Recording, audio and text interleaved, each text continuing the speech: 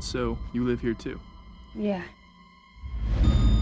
The whole school's cursed. Okay, you're gonna have to try a lot harder than that to scare me. Seriously, it's real.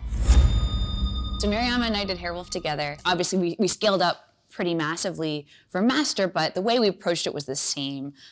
We just spent a ton of time shot listing together and pulling references together. Anything that was giving you this sickly feeling, especially that there's a group of people or an institution that the protagonists were being haunted by or pursued by.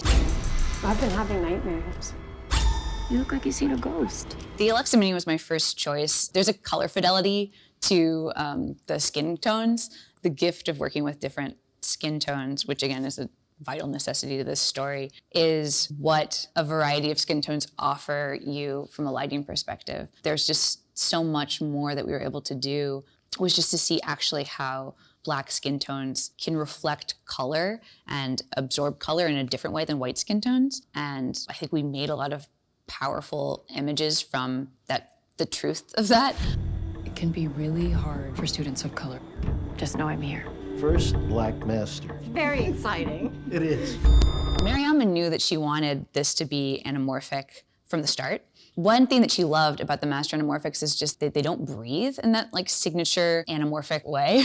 A lot of it was framing Jasmine and framing Gale against an unfeeling and actually quite menacing campus facade. And so counterintuitively to the take with anamorphic, we were looking for lenses that didn't actually have a lot of that characteristic distortion, and they perform really well at T19, which was really critical to us because it was a lot of night exteriors.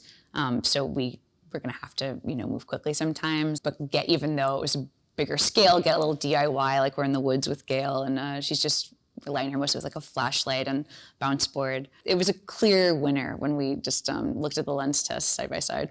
I love the 24-290. It's, like I mentioned, it's the lens that we shot all of Hairwolf on. And there's almost like a supernatural POV sometimes with the zoom. I think we really wanted to create that feeling that Gail and Jasmine are both being watched. People can shy away from zoom sometimes or think that that's more of a 70s aesthetic, but I find it really satisfying also just to control the pacing with a range that's that mammoth. You can really just start to compress space and feel as if, again, it's not a human ability, to compress space like that and to actually kind of like change your reality in real time.